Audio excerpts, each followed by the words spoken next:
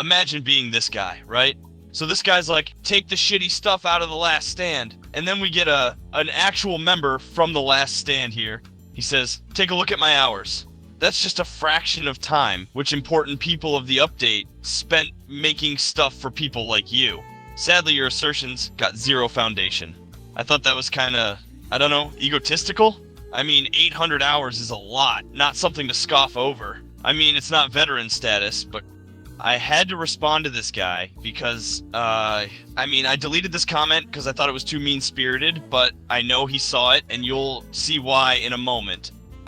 Did those 12k hours convince you bolt actions in a horde shooter are a good idea?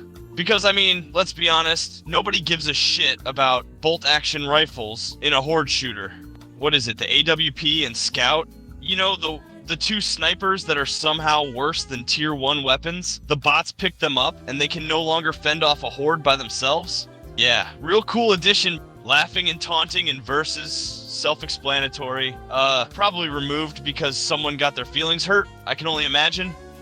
Voice lines. Yeah, let me just roll this clip. Oh! Oh no! Oh! Oh shit!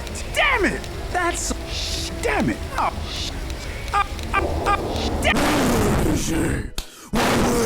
Which, by the way, if you want an example of a talker script that you know does what Last Stand should have done, check this out. Whoa, Jesus! Shit! Shit! Oh no! Uh-oh. Whoa! Oh, that, oh, shit! Oh! Holy crap! Bullshit. I mean, I don't have 12,000 hours, and even I noticed this, so, like, what is he talking about? Who cares how many hours you have when you're missing shit like this? And then finally, repetition breeds delusion, etc., etc. You know, point was, the more time you spend in a game, the more you're gonna think you know what's best for everybody. It's delusion, in all honesty. Or at least I feel that way. I mean, it's the reason they thought the Last Stand campaign was good enough to add to the official game, even though I rarely see anyone playing it anymore. Nevertheless, talking about it, I mean, it's probably worse than Coldstream, I'll be honest.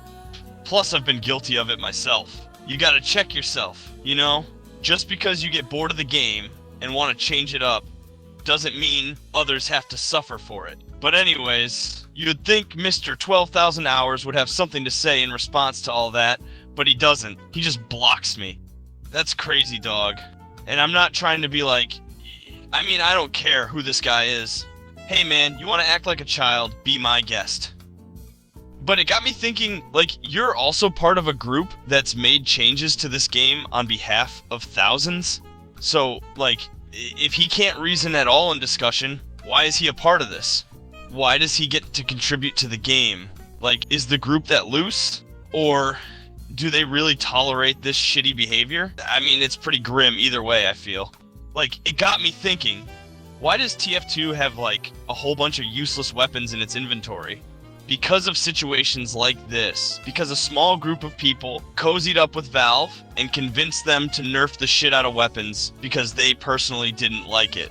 I'm ranting here, sorry. But it's also without anyone's consent, you know? A collaborative effort by the community. What community?